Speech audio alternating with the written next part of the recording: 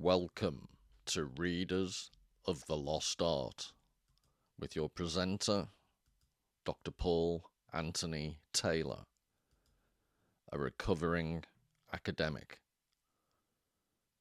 And the title of today's talk is Christian Atheism, Proust versus Multiculturalism.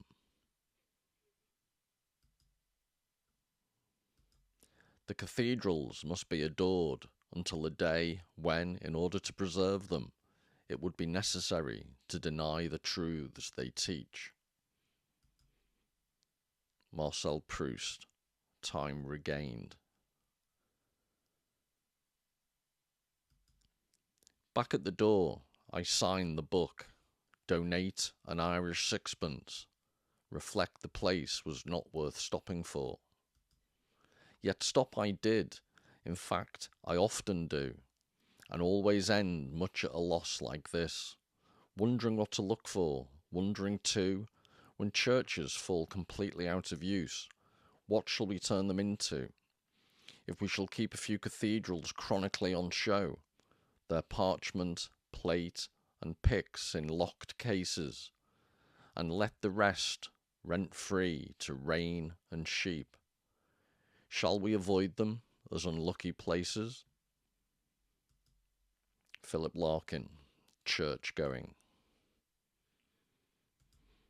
Hi everybody, this is a picture, if you didn't recognise it, from the Notre Dame Cathedral fire, the aftermath, which I think is quite a poignant, poignant image of the debris right in front of the Golden Cross.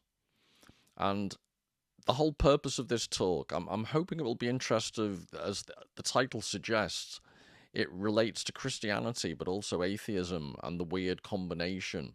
And what I'm going to do is, because the channel's been looking at Marcel Proust's work, who I've used in the epigraph, which is a wonderful quote that I often go back to.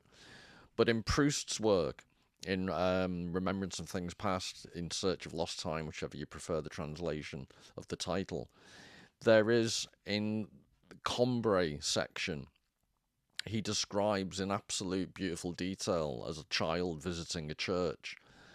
And I started off this talk actually designing a whole video around that section, quoting it in depth. And halfway through, I just completely changed tack, because the whole question of Marcel Proust, he was in some ways a devout atheist or agnostic. The difference, I understand the difference, but I, for example, just so it's clear where my perspective is coming from, I'm an agnostic rather than an atheist, because I've never fully understood the concept of atheism. If you actively believe there is no God, it's another form of belief to me. So I've always, well, not always, but I am an agnostic, and I was brought up as a Catholic, so I'm a Catholic agnostic. Proust was an interesting case because he also was brought up as Catholic. He was agnostic stroke atheist. There's a big debate about which of the two. But also his mother was Jewish, and at the time of the Dreyfus scandal in France, lots of sensitivities. And my reading of various biographies is that his mother never shied away from her Jewishness. So, you know, it wasn't any guilty secret in the family. There was just some type of accommodation. But he was brought up as a Catholic, and as you'll see from the quotes I'm going to use throughout this talk, he was very, very familiar with Catholic theology and practices. And what I'm actually going to do is not go to Remembrance of Things Past, but he did a op-ed piece basically in the Figaro newspaper in 1904, and I'll explain the context to it. But it's a relatively little known article that he did, and it's all about the importance of Christianity and the importance of churches. Now, one thing I need to say from the get-go is to repeat this concept of Catholic Christianity. But if there's any non-Catholics or non-Catholic atheists, or I'm trying to think, is there such a thing as an evangelical atheist? But it gets complicated. But if there's anyone not familiar with or brought up in the Catholic tradition, I don't want this talk to be off-putting in any way, because I'm just using Proust to explore some ideas, and Proust happened to be using Catholic examples. Now, there is something unique about Catholicism in its relationship to art. I'd suggest, because it is so ornate and so baroque, and I'll be giving examples of Gothic architecture and art. So it's always been tied to, sacred music and Bach and all these ideas that are art and Catholicism have often been closely associated, where, for example, in the evangelical church or the Reformed church or various branches of Protestantism, art and the religion haven't been as closely allied, and to some extent, wanting to break away from Catholicism in their history, they wanted to avoid some of the ornateness, some of the Baroque qualities of the Catholic practice. So there are various, forms of Christianity, but I hope non-Catholics will interpret this video as just using Proust's interpretation of Catholicism as an extended metaphor for general issues of the secular versus the sacred, and it has much wider relevance to Christianity as a whole. So it's not just about Catholicism. Anyway, it strikes me that this is a incredibly poignant image, and what I'll be exploring as we go along is, this is obviously a overtly explicit tragedy that had incredibly destructive consequences. So I'll be talking about that type of destruction of Christianity, but also more metaphorical, the neglect, the passage of custom, the dying out of various customs, the diminishment of the importance of Christianity. And all of this is from the perspective of Proust, who was an atheist or an agnostic. At the very end of the talk, I'll refer to Philip Larkin, who referred to himself as an Anglican atheist. So there is this weird, not weird, but there is this recognition of the cultural importance of Christianity held by some very significant atheists. And that's the angle I wanted to bring to bear upon the notion of multiculturalism, which is a very hot topic in culture war debates. And people get polarized really, really quickly. People have strong views. And I just thought it'd be interesting to take an angle on multiculturalism and explore the notion that multiculturalism is not the same as multi-ethnicity. So it's perfectly possible in a society to have lots of ethnicities, different races, all mingling, this idea of the ideal melting pot where everyone melts together and gets along. But common sense would arguably suggest that there has to be some type of commonality, some type of underlying common culture to which the rules of society can be obviously understood. Now, multiculturalism, to some people at least, would be a contradiction in terms. You can't have multi-cultures competing against each other and simultaneously hope for a happy, healthy, well-adjusted society. Now, that's, one argument, but rather than get into the weeds on these type of arguments about multiculturalism, I thought it would be interesting to look at Christian heritage in Western Europe, so mostly France, because I'm using Proust as the key example. But atheists, people who do not have a belief investment, if I can use those terms, in the theology, yet still are deeply invested in the cultural memory of Christianity. It's part of Western European DNA, cultural DNA. And by exploring Proust and Larkin and people like that, I'm leaving, hopefully bubbling under the surface, the question of what are the consequences of ignoring what people like Larkin and Proust, from a non-Christian perspective, but a perspective that still valued Christianity. What happens to a society that just jettisons the heritage that these people think is incredibly important? Are they deluded? Or I'm going to try and show you throughout this video why especially Proust felt so strongly about the importance of Christian culture as a self-avowed atheist stroke agnostic. So just before I go into the more I wouldn't say depressing, but the more serious aspects. I came across this article a while ago about Paris syndrome. And in case you're wondering, Paris syndrome isn't just being pathologically rude or pretending you don't understand someone. It is actually often defined as a state of severe culture shock, physical and psychological symptoms when Paris fails to live up to expectations have been known to include hallucinations, a rapid heart rate, dizziness, and nausea. The late 20th century disorder was named by psychiatrist Hiroaki Ota in the 1980s.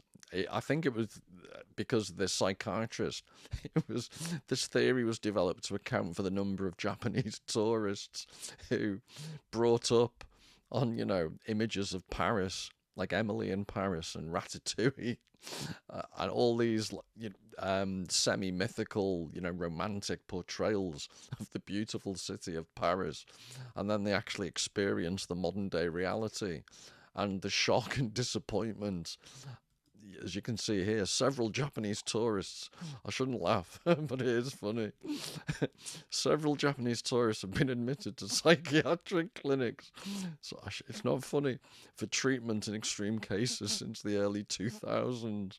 So this is what Paris can do to you. So this is the general context within which the Notre Dame fire took place. So I want to, this is obviously vaguely humorous, at least to someone slightly deranged like me. But it's just to give a context to the degree to which Paris has become this very odd place that arguably has lost its Western Christian European roots.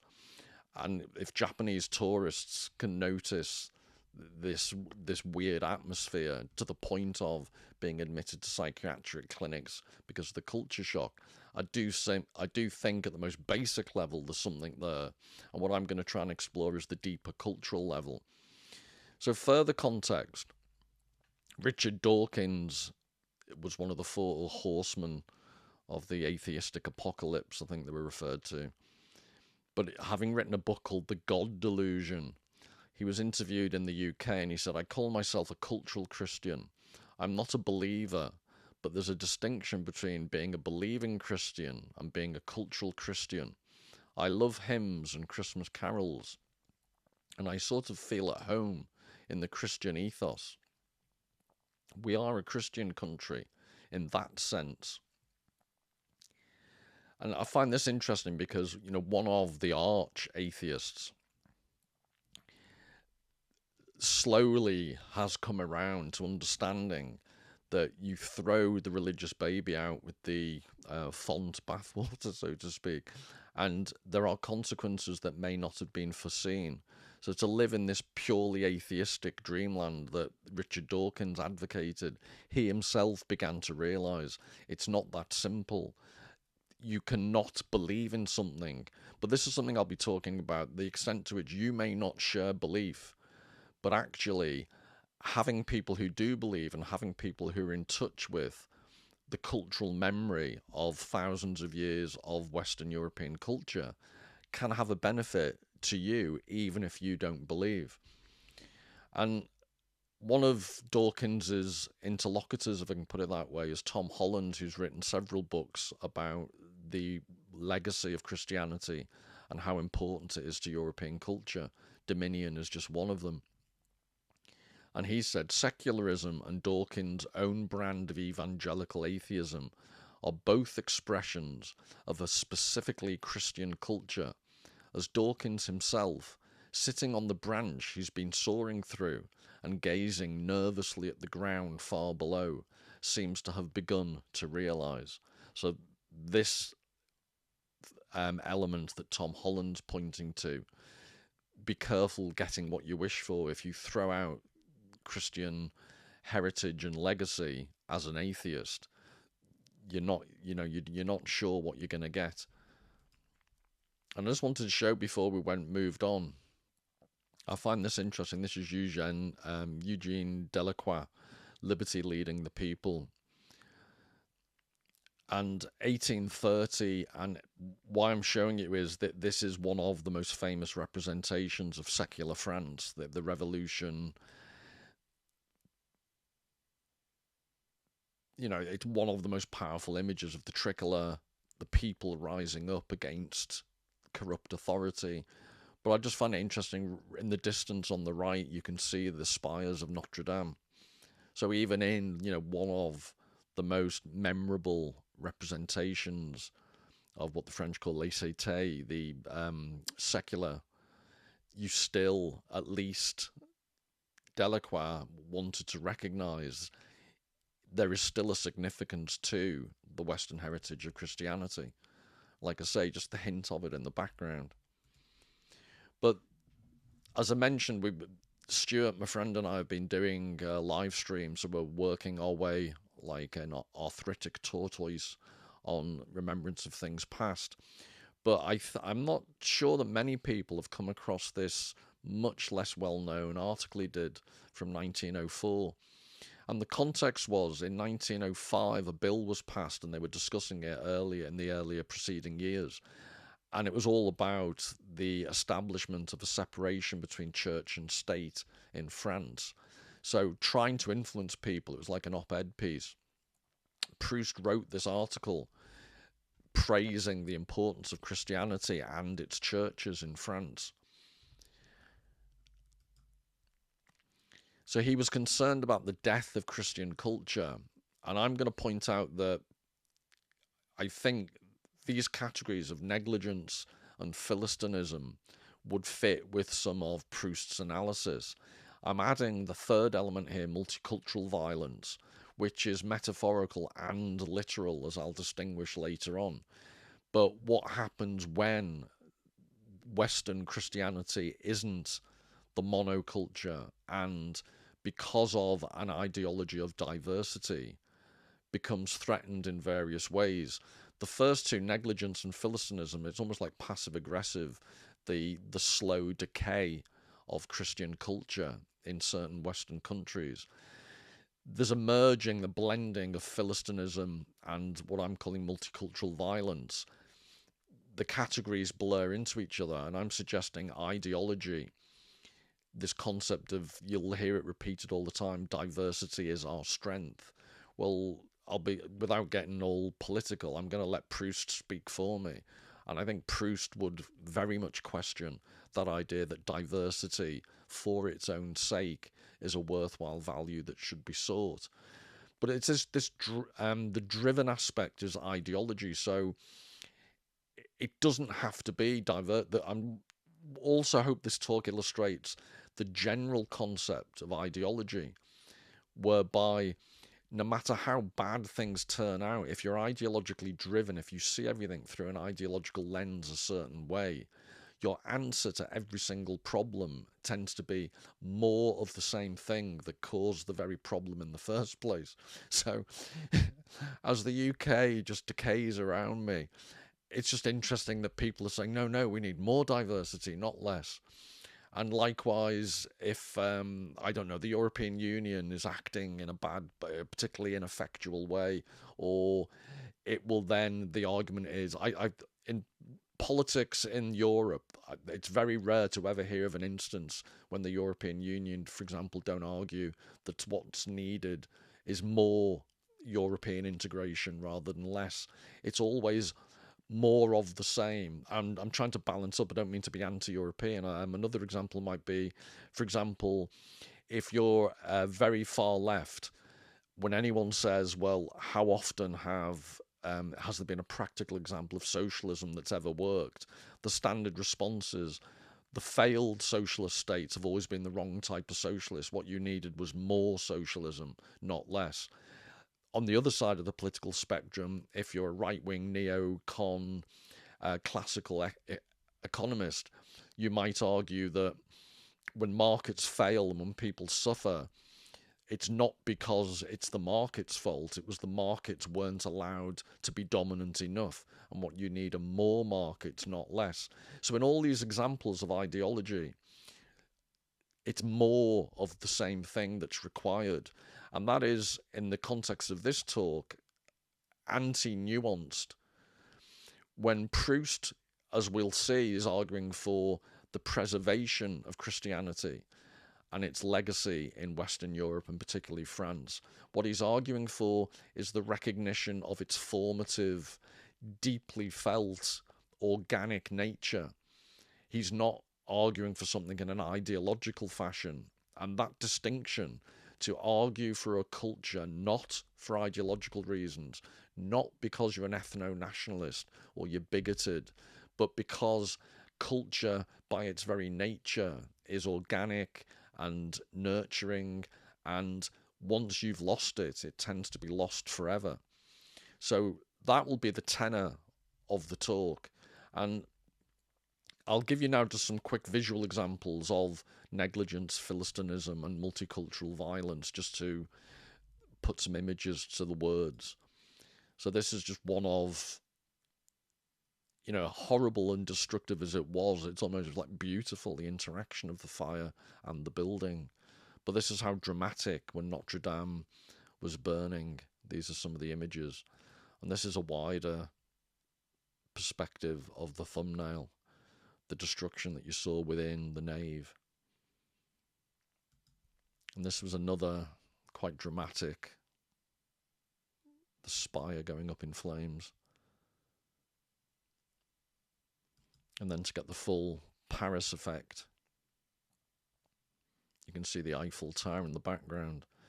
And as far as I can tell, the official investigation into the causes of the fire was slightly non-conclusive, in the sense it was either an electrical fault or cigarette butts when they were doing some repairs.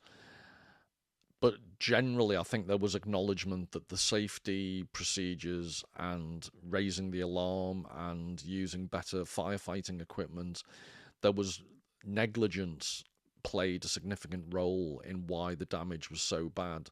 I think they reckoned if there'd been another 30 or 45 minutes before they got the fire eventually under control, it would have been perhaps irrecoverable. So the fact they managed to salvage and repair and rebuild, we should at least be thankful for that.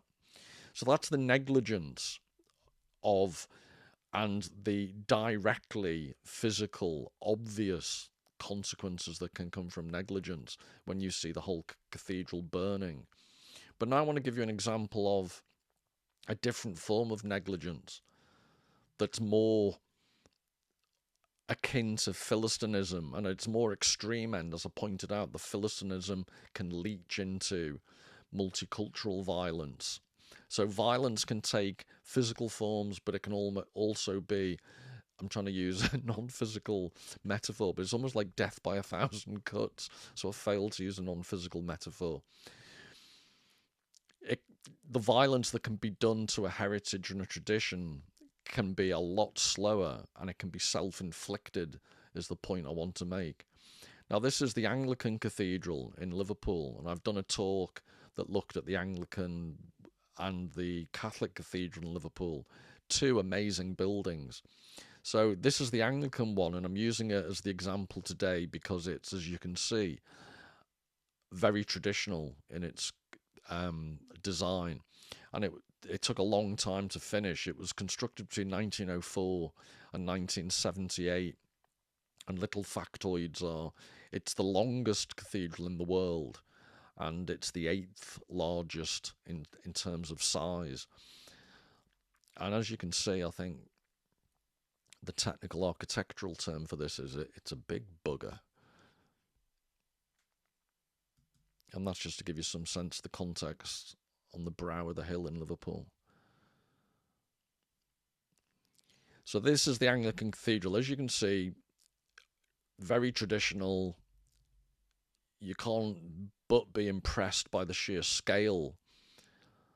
And then this is what the inside has been used for.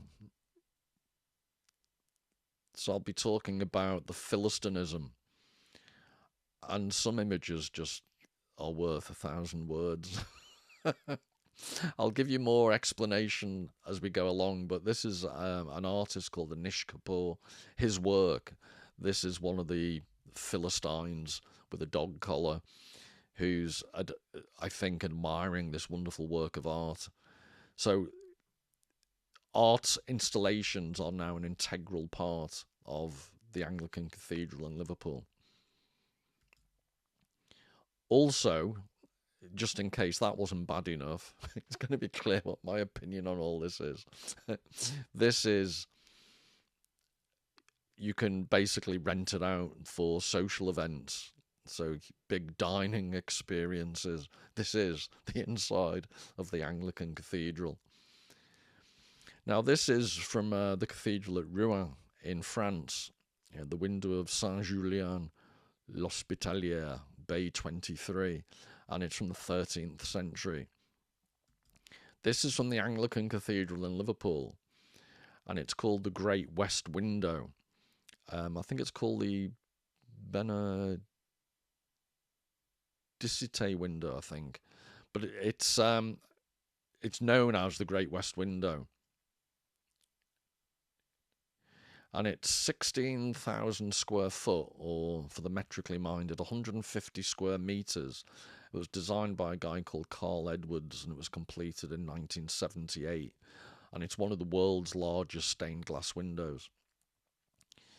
So those, the three vertical bits are known as lancets in stained glass window terminology, and they're 52 foot tall. And the stained glass is depicting God's creation of the world. So that's originally how it looked, and now it's difficult because they've installed this neon sign beneath, which is by an English artist, modern artist called Tracy Emin. So now you can't get images, or you can't go and see it without this neon monstrosity beneath.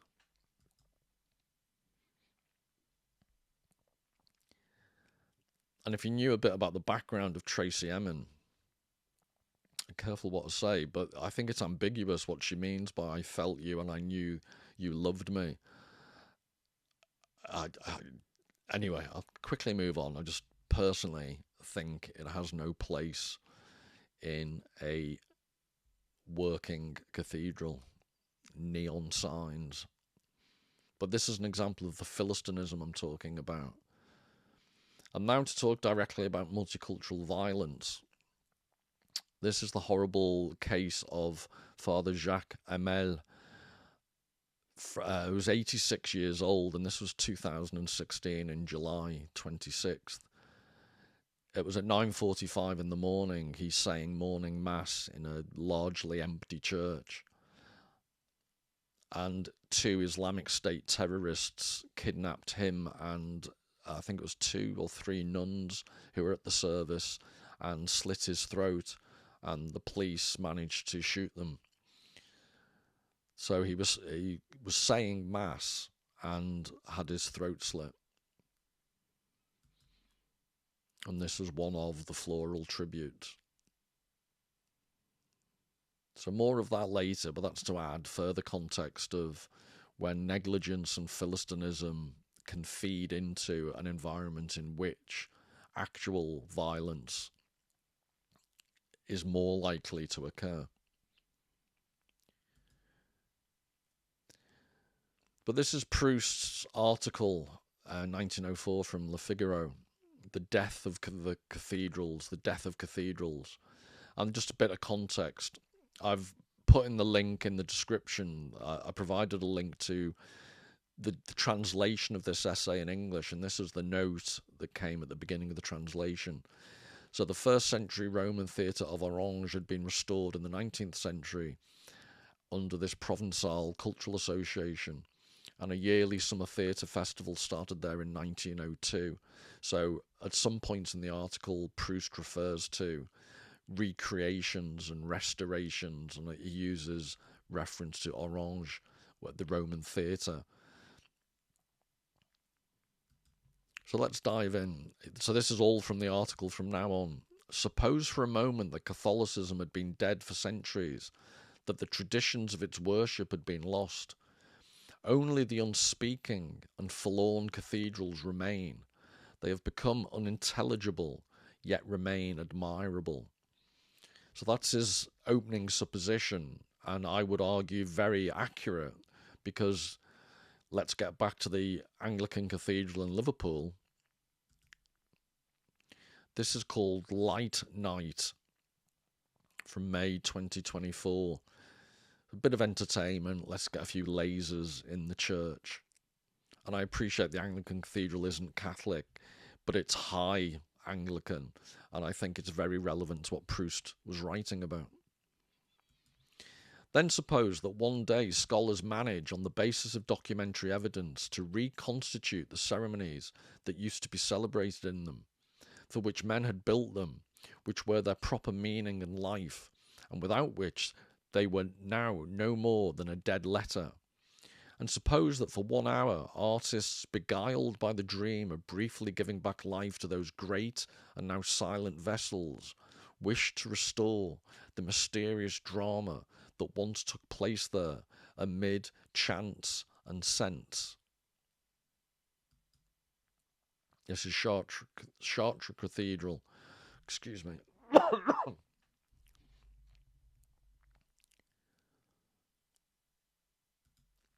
Is there any government with the slightest concern for France's artistic past that would not liberally subsidise so magnificent an undertaking? Do you not think that it would do what it did in the case of Roman ruins for these cathedrals, which are probably the highest and unquestionably the most original expression of French genius? After all, one may well prefer the literature of other people to ours, prefer their music to ours, their painting and sculpture to ours, but it is in France that Gothic architecture created its first and most perfect masterpieces. All other countries have done is to imitate our religious architecture without ever matching it. Now, I'll be honest, when I first read this, I thought, Proust being a bit of a French nationalist, a bit excessively chauvinistic and overly patriotic. And then the more you do your research, the more you look at French Gothic architecture. It is endlessly stunning. And there's little one-horse towns across France that have absolutely stunning cathedrals. So this is Bourges Cathedral in the Loire region. Again, a small town. So I think the background to this is it was built on an earlier Romanesque church from 1195 till 1230. And I think that's classic Gothic. This is the cathedral at Rouen. And Rouen is where some of you will recognise Monet became borderline obsessed with this facade and just painted it endlessly in different weather conditions and light conditions. But I'll be looking at some of the detail of the carvings and so on as we go along. Truly stunning. And this is the pulpit and the nave, Armia.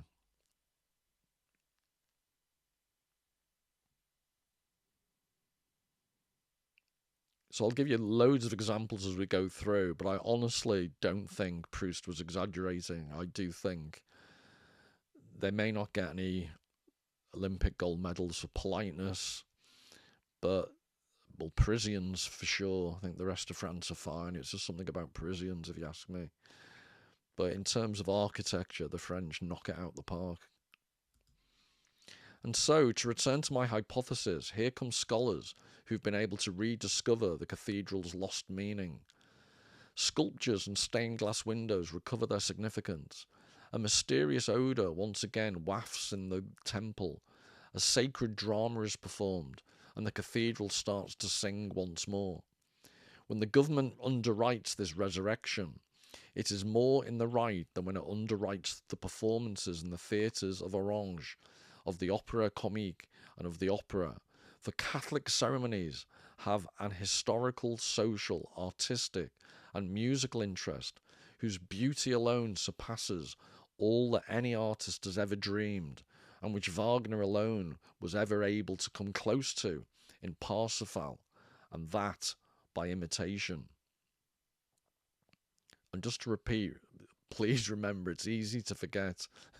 Proust was a card-carrying atheist stroke agnostic. So he's not saying this from a believer's point of view. But I do think, to repeat what I said earlier, it's interesting the potentially beneficial effects knowing that other people do believe can have even on non-believers. This is what's called the choir wall at Chartres, and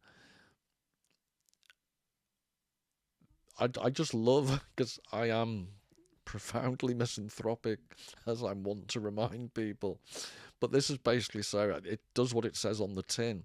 The choir wall is the wall so that the choir can sing inside it and not be bothered by the hoi polloi of the general public. And I'd love to get this built around my house. But just what amuses me slightly about this is the amount of work and beauty that has gone in basically to separate the choir from the rest of the congregation. So even the, you can all bugger off, I want to be on my own mentality is done in a stunningly beautiful way. One cannot help but think, alas, how much more beautiful these feasts have been when priests celebrated the liturgy, not in order to give some idea of these ceremonies to an educated audience, but because they set the same faith in their efficacy as did the artists who sculpted the Last Judgment in the West Porch tympanum, perhaps, or who painted the stained glass lives of the saints in the apse. How much more deeply and truly expressive the entire work must have been when a whole people responded to the priest's voice and fell to its knees as the bell rang at the elevation, not as cold and stylized extras in historical reconstructions, but because they too, like the priest, like the sculptor, believed. But alas, such things were as far from us as the pious enthusiasm of the Greeks at their theatre performances. And our reconstitutions cannot give a faithful idea of them. What Proust's alluding to there at the end, we have various theories of, and we obviously have some of the plays themselves, but and it's something I've mentioned briefly, and hopefully in the future we'll do something on, but Greek theatre, especially their tragedies, they had a unique place in Greek society, and we can try to understand them, but it's debatable whether we can ever experience those plays today in the way the Greeks did, because it just fulfilled a completely different social purpose. So there was a weird mix of the bacchanalian chorus, the actual tragedies that were going on, the fact that the whole of society, that was the main form of entertainment, the fact that Greek tragedies flowered in the Golden Age for a very historically short period of time, probably 150 years. All of these things mean that it's difficult for us to put ourselves precisely back in the place of the initial experience. So this goes to the question of cultural memory, which Proust will develop this idea. But next, when he talks about the Last Judgment in the tympanum, this is what he's talking about. This is the depiction of the Last Judgment at Amiens Cathedral. The detail on the figures is just absolutely stunning.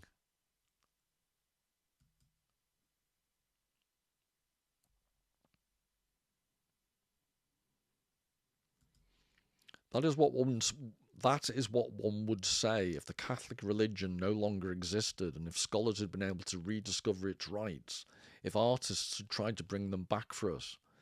But the point is that it still does exist, and has not changed, as it were, since the great century when the cathedrals were built.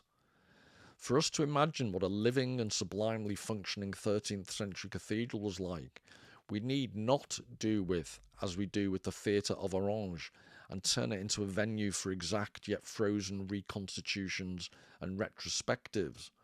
All we need to do is to go into it at any hour of the day when a liturgical office is being celebrated. Here, mimicry, psalmody and chant are not entrusted to artists without conviction. It is the ministers of worship themselves who celebrate, not with an aesthetic outlook, but by faith, and thus all the more aesthetically. One may say that thanks to the persistence of the same rites in the Catholic Church and also of Catholic belief in French hearts, cathedrals are not only the most beautiful monuments of our art, but also the only ones that still live their life fully and have remained true to the purpose for which they were built. Today, there is not one socialist endowed with taste who doesn't deplore the mutilations the revolution visited upon our cathedrals. So many shattered statues and stained glass windows. Well, better to ransack a church than to decommission it. As mutilated as a church may be, so long as the Mass is celebrated there, it retains at least some life.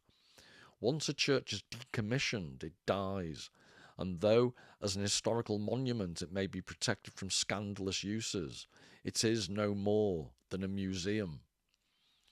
Well, I'm not sure about scandalous uses being protected from those. The Anglican Cathedral, once again, here's another example. Let's all have dinner. So this is just using the cathedral for entertainment purposes. And now let's hear from the people in charge of the cathedral. So this is the Very Reverend Dr. Dean Sue Jones. Said of this unmissable occasion, this is I'm now going to talk about Anish Kapoor, the art exhibition. So that's what she's talking about. As we celebrate 100 years since this cathedral was consecrated for prayer and worship, it's great to welcome an iconic artist to our iconic building. So you've recognised that the cathedral was consecrated for prayer and worship, but you segue seamlessly into welcoming an iconic artist who has nothing to do with prayer or worship, and the iconicity of the building itself, which seems to be supplanting the consecration for prayer and worship. The cathedral speaks of itself as a place of encounter. If she uses the word stakeholder, I'm going to do myself harm, and moving forward. And we hope that people will come and encounter the art of Anish Kapoor in our magnificent space. We are a modern cathedral that works with many contemporary artists, and we are delighted that Kapoor is displaying his magnificent art in this centenary year. Yes, you're very lucky that Anish Kapoor has deigned to exhibit his art in your cathedral. In our cathedral, built for the people, by the people, to the glory of God, and also in case you get peckish and want dinner. So this is the type of installation. This is the Anish Kapoor, and the installations change over time. And if you're Freudian minded, I will give you examples shortly as to why you would not be far off from the truth. So now we have the Director of Culture, Claire McGolgan, CBE. Over the past few years, it's been fantastic to see how Liverpool Cathedral has solidified its reputation as a venue to showcase the work of some of the world's most respected artists in a unique and unforgettable way. Culture Liverpool is delighted to work in partnership, not quite stakeholder, but almost, with the Cathedral team to secure this culturally significant Anish Kapoor exhibition, which is a huge coup for the city. Yeah, it's not like you've got a stunningly beautiful 8th largest cathedral in the world. You really do need Anish Kapoor. And I think Anish Kapoor, one of the reasons they're potentially so excited, he scores very highly in diversity bingo. I think his father was Hindu and his mother was Jewish. So he's an Indian Hindu Jew, a Jewish heritage. So that is obviously a huge coup for the city. And what a way to mark this special anniversary year, which will undoubtedly attract huge numbers of people to one of the most beautiful buildings in the country. And this is why, so I don't mean to denigrate Anish Kapoor for being Indian, not at all, but it's the inability to recognise the importance. It's called Culture Liverpool. And it's this, you can see as these managerial people are speaking, you can see how culture is being redefined from the culture of a Christian cathedral to a place for art exhibitions. And the conclusion here is, in the special anniversary year, the most important thing is that huge numbers of people will be attracted to a beautiful building. So this is one of Anish Kapoor's exhibits.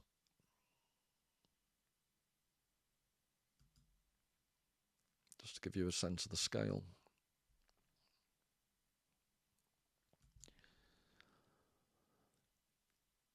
And this is what I was talking about, the Freudian implications.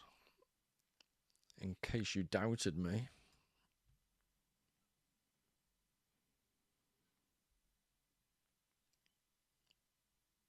Remember, this is a Christian cathedral.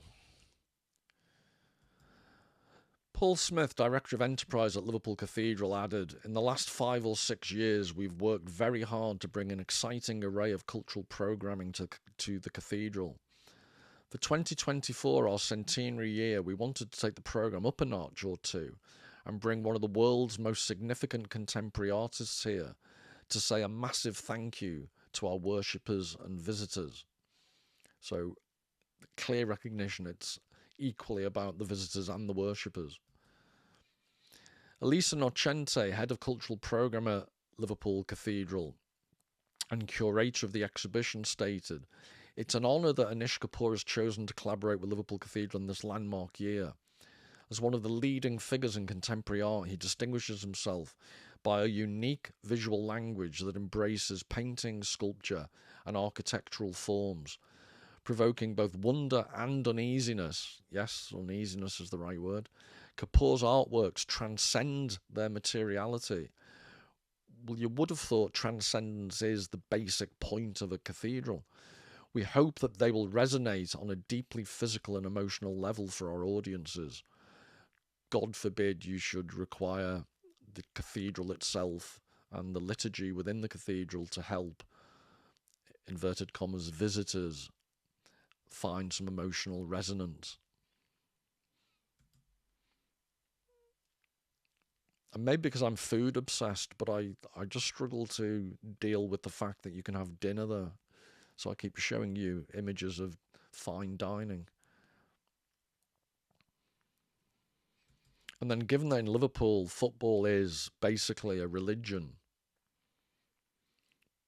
this was a Liverpool Football Club event where the lasers come out again.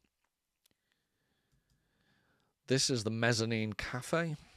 So if you just fancy a sandwich and you haven't got time for a full dinner. Catholic liturgy and the architecture and sculpture of our cathedrals form a whole, for they stem from the same symbolism. It is a matter of common knowledge that in the cathedrals there is no sculpture, however secondary it may seem, that does not have its own symbolic value. If the statue of Christ at the western entrance of the Cathedral of Amiens rests on a pedestal of roses, lilies, and vines, it is because Christ said, "I am the rose of Sharon, I am the lily of the valley, I am the true vine." And there is the statue he's referring to. You can see the vines at the very bottom.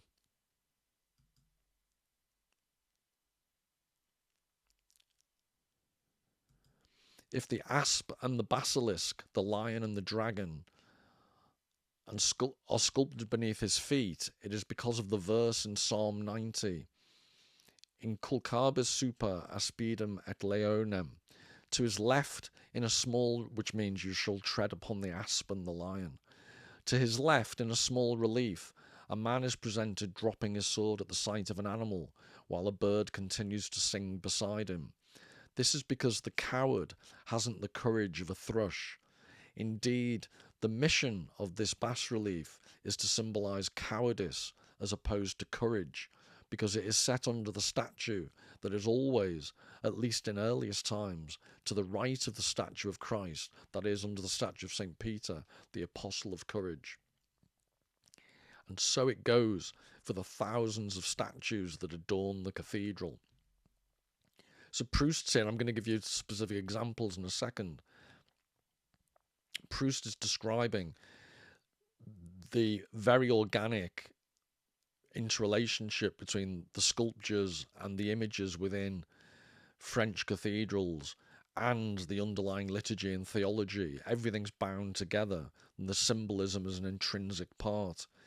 Previously, I've shown you the Anglican Cathedral in Liverpool just given over to completely contemporary tourist concerns or gustatory delights, which runs, there is no acknowledgement or no understanding that you don't need a modern art exhibition to provide symbolism, when that is the whole point of the building that you're having the modern art installation in. But this is known as what's it called? Le Beau Dieu, the good God is the nickname for the statue, and this is Amiens. And this is the basilisk and the apse, the idea of standing upon. And this is Notre Dame in Paris, similar idea.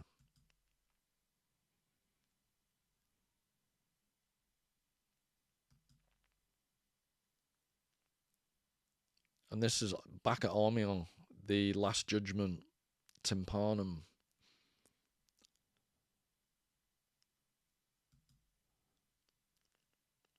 So remember what he was saying about the cowardice and bravery themes. These are some of the images. And if you look at the far left, he was referring to the guy with the shield and the sword, and beneath the man being scared by a little rabbit dropping his sword. So there's the top one.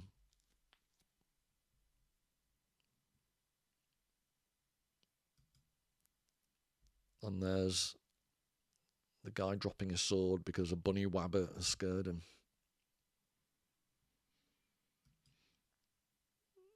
And here are just some more of the bas-relief. This, I think, signifies hope and lust. So I'm guessing at the top, you've got a woman waiting for her soldier husband, and she's got his shield. And at the bottom, you've got a couple of people canoodling, I think is the technical term. At the top is, I think this refers to, notice they're always in opposition, but the top is charity. I think the same woman waiting for her husband is giving a cloak to the poor. And beneath, you've got someone stuffing a chest full of gold. And then developing this point about symbolism, Proust says, quoting a Michel Mal, the very clothing the priest wears to the altar and the objects used in worship amount to so many symbols. The chasuble worn on top of the other garments is charity, which is above all the commandments of the law, and is itself the supreme law. The stole which the priest puts over his neck is the light yoke of the Lord, and since it is written that every Christian must cherish this yoke, the priest kisses this yoke when he puts it on or takes it off. The bishop's two-pointed mitre symbolises the knowledge he must have of each of the testaments. 2 ribbons are attached to it to recall that Holy Scripture is to be interpreted both literally and spiritually. The bell is the voice of the preachers, and the timber from which it hangs is a figure of the cross. Its rope, woven from three twisted threads, points to the threefold understanding of Scripture, which must be interpreted according to the threefold sense, i.e., historically, allegorically, and morally. When one takes the rope in hand to set the bell ringing, one symbolically expresses the fundamental truth that the knowledge of Scripture must lead to acts. So Proust is just pointing out at every level the symbolism of the outside of the building as he's just described, but also the liturgy being enacted within it. It's this complex layer upon layer of symbolism. And in this way, everything down to the least of the priest's gestures, down to the stole he wears, comes together to symbolize him with the deep sentiment that gives life to the whole cathedral, and which is, as Michel Mal puts it so well, the genius of the Middle Ages itself. Never has a sight comparable to such a giant mirror of knowledge, of the soul, and of history as this been presented to man's eyes and understanding. The same symbolism clutters even the music heard in the immense vessel. Its 7 Gregorian tones are the figure of the 7 theological virtues and the 7 ages of the world. One may well say that a production of Wagner at Beirut does not amount to much next to the celebration of High Mass at the Chartres Cathedral. And that is at that cathedral, Chartres.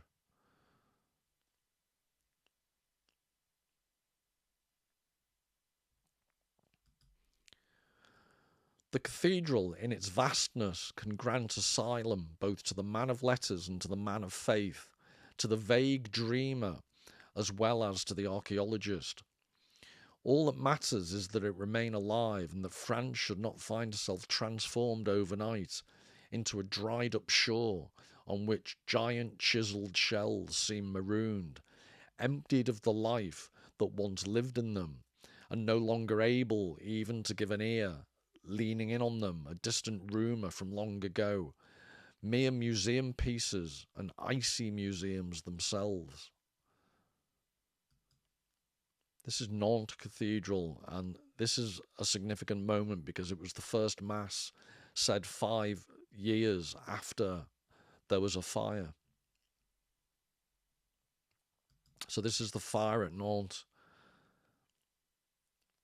And it was on July 18th, 2020, and it was by a 39-year-old asylum seeker from Rwanda, set fire to the church because he'd been living in France for a few years and he was refused further asylum and was facing deportation. So he started a fire. This, before the fire, was the organ that was from 1621. That was the organ afterwards.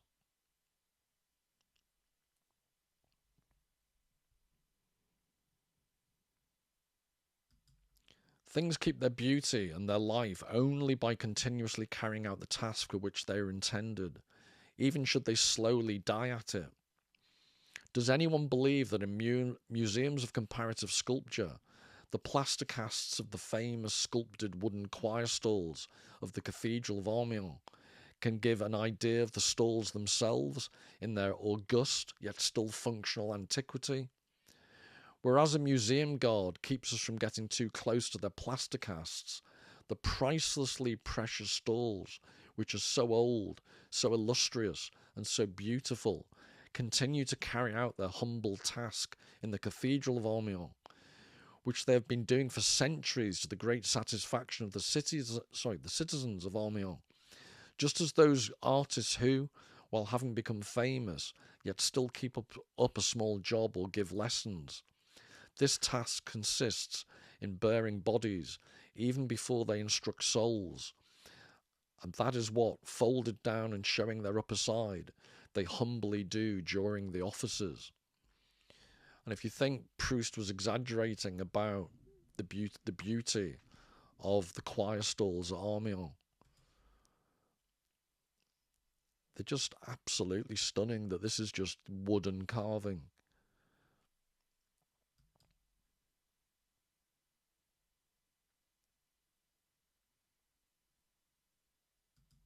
More than this, these stalls' perpetually worn wood has slowly acquired, or rather let sleep through, that dark purple that is, so to speak, its heart, and which the eye that has once fallen prey to its charm prefers to everything else, to the point of being unable even to look at the colours of the paintings, which, after this, seem rough and plain. Then one experiences something like ebriety as one savours in the wood's ever more blazing ardour what is, so to speak, the tree's sap overflowing in time. The naive figures sculpted in it receive something like a twofold nature from the material in which they live, and generations have variously polished all of these Arméon-born fruits, flowers, leaves, and vegetation that the Arméon sculpture sculpted in Arméon wood, thus bringing out those wonderful contrasting tones in which the differently coloured leaf stands out from the twig. This brings to mind the noble accents that Mr. Gallet has been able to draw out of the oak's harmonious heart. And just to give example of the carvings he's talking about and the level of detail.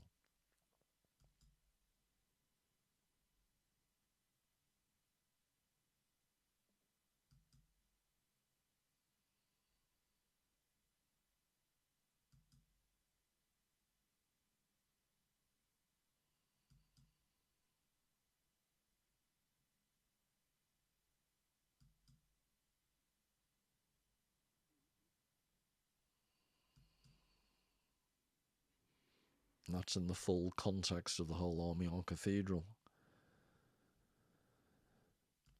The cathedral, if Mr. Briand's bill were passed, would not find itself closed and unable to provide the mass and prayers just for the canons who perform the services in those stalls, whose armrests, misericords, and banister tell of the Old and New Testaments, nor only for the people filling up the immense nave. We were just saying that nearly every image in a cathedral is a symbol, yet some are not. Such are the painted or sculptured pictures of those who, having contributed their pennies to the decoration of the cathedral, wished to keep a place in it forever, so that they might silently follow the services and noiselessly participate in prayer from a niche's balustrade or the recess of a stained glass window. In saculorum, in other words, forever and ever. We know that since the oxen of Leon had Christianly drawn the construction materials for the cathedral up the hill from which it rises, the architect rewarded them by setting up their statues at the feet of the towers. You can see them to this day as, in the din of the bells and pooling sunlight, they raise their horned heads above the colossal holy arch towards the horizon of the French plains, their inner dream. That was the best that could be done for the beasts. For men, better was granted. And if you're wondering what he's talking about, these oxen of Leon, this is Leon Cathedral, and it's just, again, it's a small town in the northeast of France.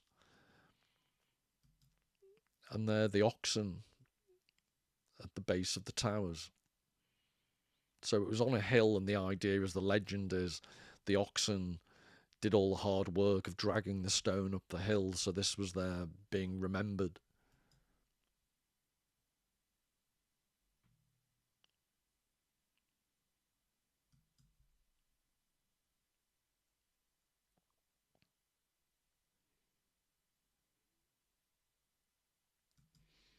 They went into the church. There they took their place, which would be theirs after death, and from which, just as during their lifetime, they could go on following the divine sacrifice.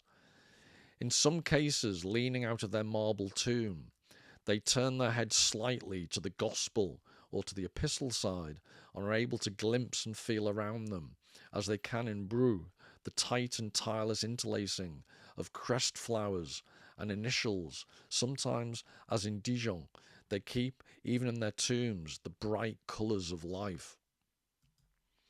In other cases, from the recess of a stained glass window, in their crimson, ultramarine or azure cloaks that catch the sun and blaze up with it, they fill its transparent rays with colour and suddenly let them loose, multicoloured and aimlessly wandering in the nave, which they tinge with their wild and lazy splendour, with their palpable unreality. Thus they remain donors who, for this very reason, have deserved perpetual prayers. And all of them want the Holy Ghost when he will come down from the church really to recognise his own. This is the royal monastery at Bro.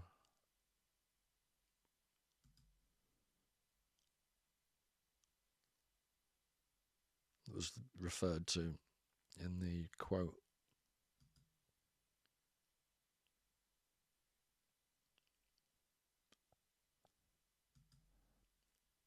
This is the reference to Dijon. So this is the tomb of Philip the Bold. So he was referring to the colours.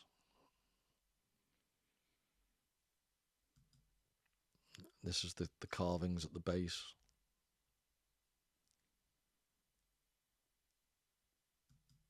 The level of detail is just absolutely stunning.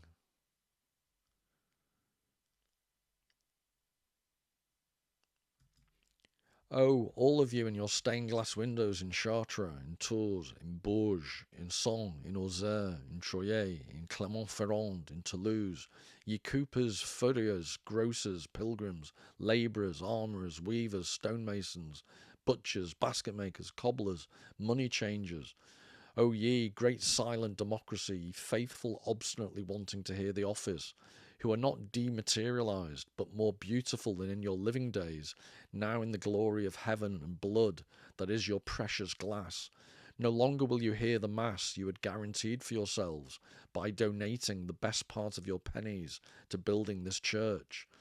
As the profound saying goes, the dead no longer govern the living, and the forgetful living stop fulfilling the wishes of the dead. So this is Chartres again, and it's the furriers. So its various trades are depicted on the glass. That's what the previous quote was about. These are the drapers.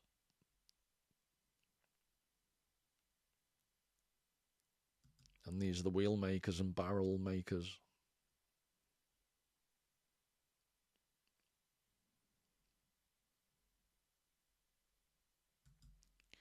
On the French road, so beautiful, among safflower fields and apple orchards lining up on either side to let it through, with nearly every step you will see a steeple rising against stormy or peaceful horizons. On mixed days of rain and sun, it is set across a rainbow, which, as a mystical halo reflected in the nearby heaven within the half-opened church, juxtaposes its rich and distinct stained glass colours on the sky. With nearly every step you see a steeple rising above the earth-gazing houses as an ideal, soaring amid the bells' voices with which, if you come near, the bird song mingles. Well, you may often positively state that the church above which it rises contains beautiful engraved, sculptured and painted thoughts, as well as other thoughts which, since they are not called to the same distinct life, have remained more vague, in a state of beautiful architectural lines that are more obscure yet also more powerful, as well as able to carry our imagination away in their upwards flight or to enclose it entirely within the curve of their pitch.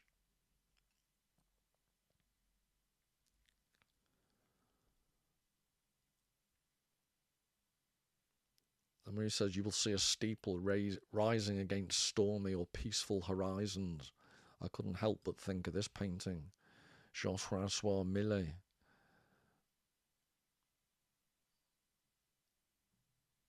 The Angelus.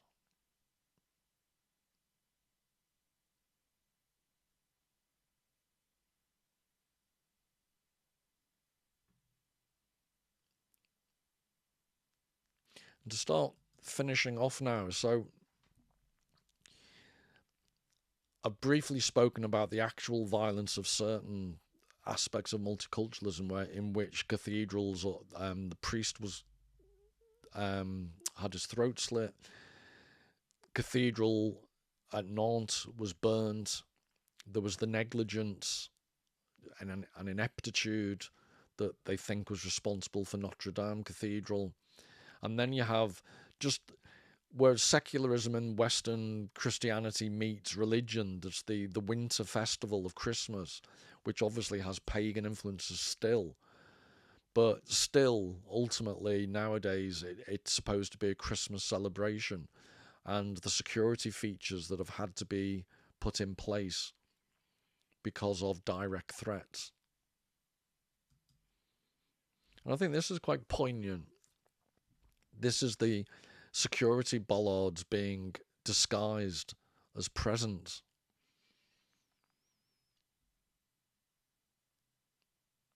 Which is both imaginative but then somehow also quite sad, because it's almost a visual representation of being in denial of the threats of that Western Christianity is put under.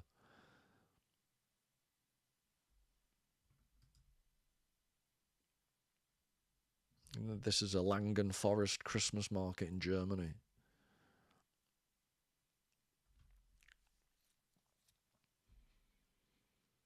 So I'll finish with Philip Larkin, who was another, along with Proust, a Christian atheist, if that makes sense.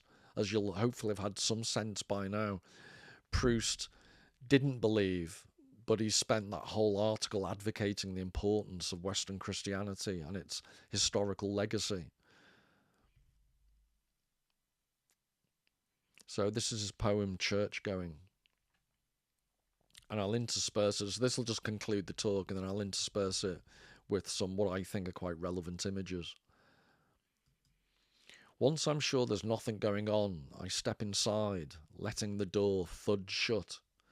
Another church, matting, seats and stone, and little books, sprawlings of flowers, cut for Sunday, brownish now, some brass and stuff up at the holy end, the small neat organ, and a tense, musty, unignorable silence, brewed God knows how long. Hatless, I take off my cycle clips in awkward reverence.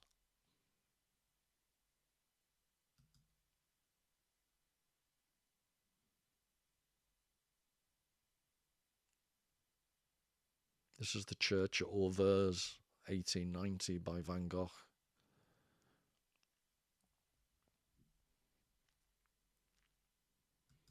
Move forward, run my hand around the font.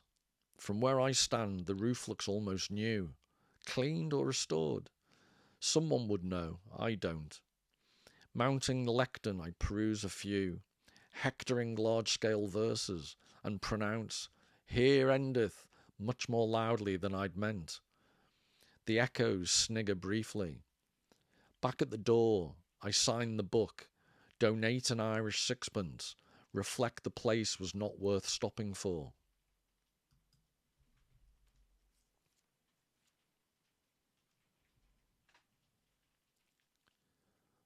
This is Sheer Church, Surrey, and the artist is Benjamin Leader. And I think it was late 1800s from memory.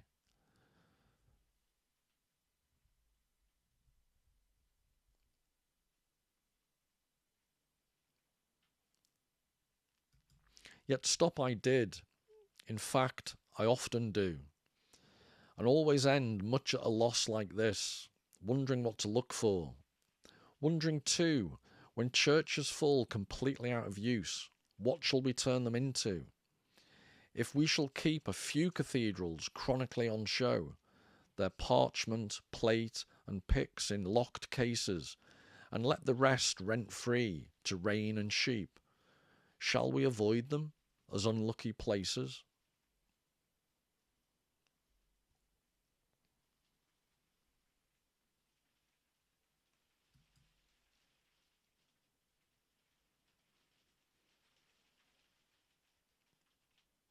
This is the funeral of Father Jacques Amal, Rouen Cathedral.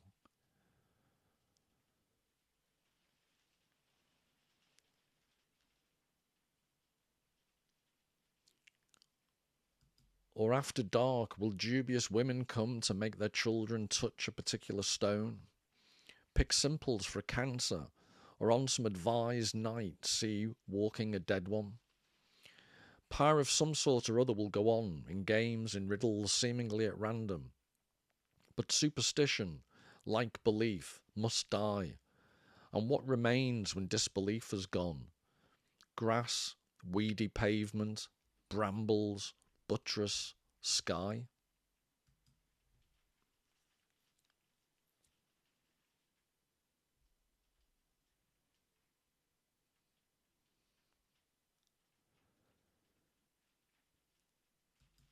A shape less recognisable each week, a purpose more obscure.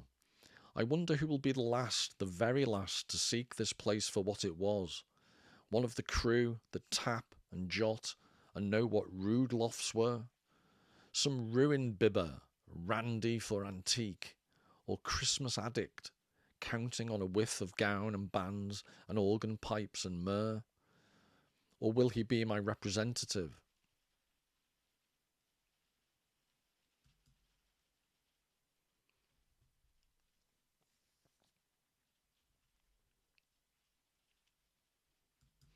Bored, uninformed, knowing the ghostly silt, dispersed yet tending to this cross of ground through suburb scrub because it held unspilt, so long and equably what since is found only in separation, marriage and birth and death, and thoughts of these, for whom was built this special shell.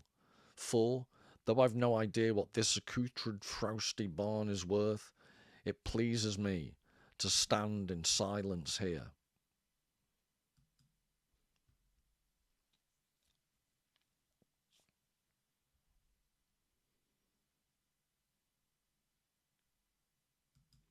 A serious house on serious earth it is, in whose blent air all our compulsions meet, are recognised and robed as destinies, and that much never can be obsolete, since someone will forever be surprising, a hunger in himself to be more serious, and gravitating with it to this ground, which he once heard was proper to grow wise in, if only that so many dead lie round.